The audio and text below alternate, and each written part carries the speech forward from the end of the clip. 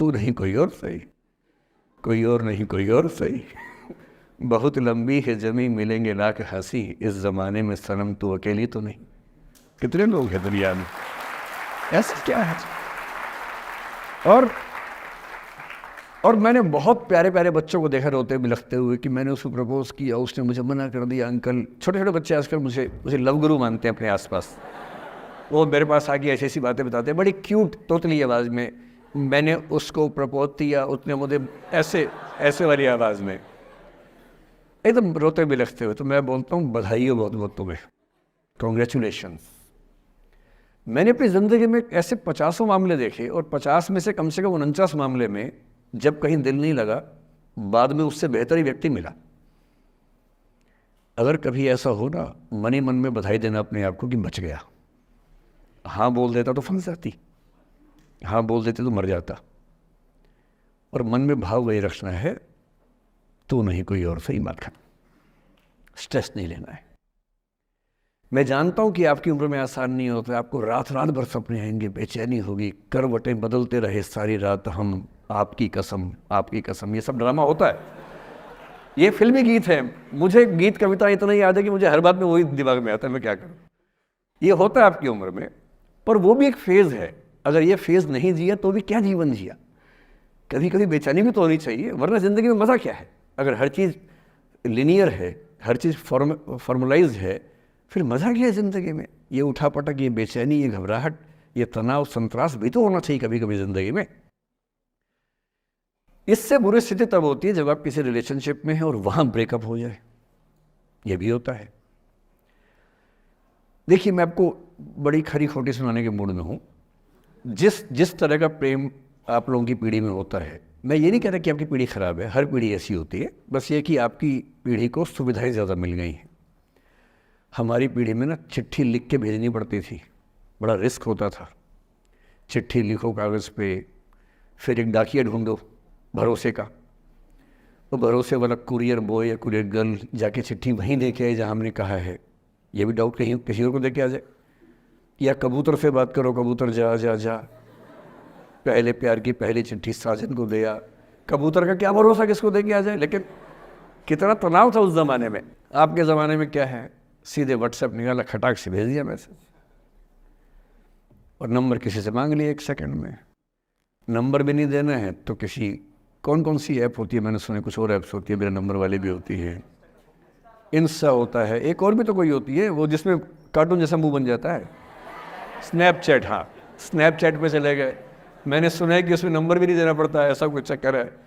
वहाँ ढूंढ लिया।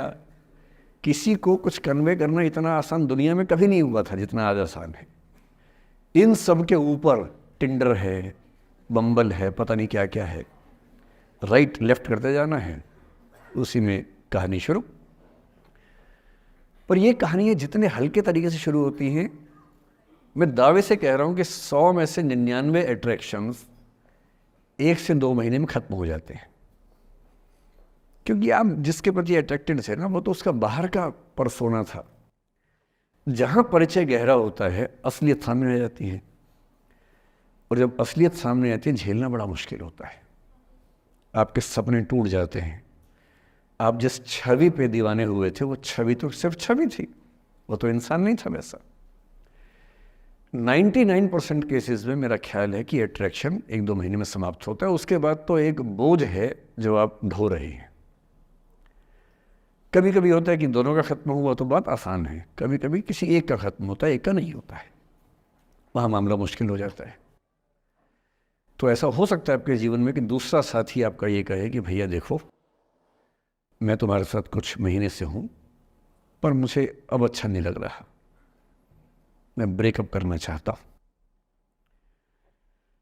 मैं आपसे निवेदन करूँगा कि ये मान के मत चलना कि उसने आपको धोखा दिया है, क्योंकि बच्चे तुरंत उस मुद्रा में आए थे, अच्छा अब मैं कुल्हाड़ी उठा लूँगी, अब मैं तेज़ाब उठा लूँगा, तूने मुझे धोखा दिया है, तूने मुझे चीट किया है, you are a cheat, you are a liar, you are a पता नहीं क्या क्या। पता इंग्लिश में गालियाँ बड़ी सुंदर देते हैं बच्चे। मैं ये कहना चाह रहा हूँ कि इस बात की संभावना मान के चलिए कि हो सकता है कि आपके साथ 2 महीने रहने के बाद सच में उसको ये लग जाए कि आपके साथ ट्यूनिंग ठीक नहीं है। या आपको लग जाए कि आपकी ट्यूनिंग उस व्यक्ति के साथ ठीक नहीं है। और किसी मुर्दा को अपने पास पकड़ के रखना उसका मज़ा नहीं है। आप किसी को बांध तो लेंगे, पर जब उसका दिल आपके पास है ही नहीं, दिल विहीन लाश अपने पास टिका के रखना, एक मुर्दे को बांध के रखना, इससे बेहतर है जाने दो।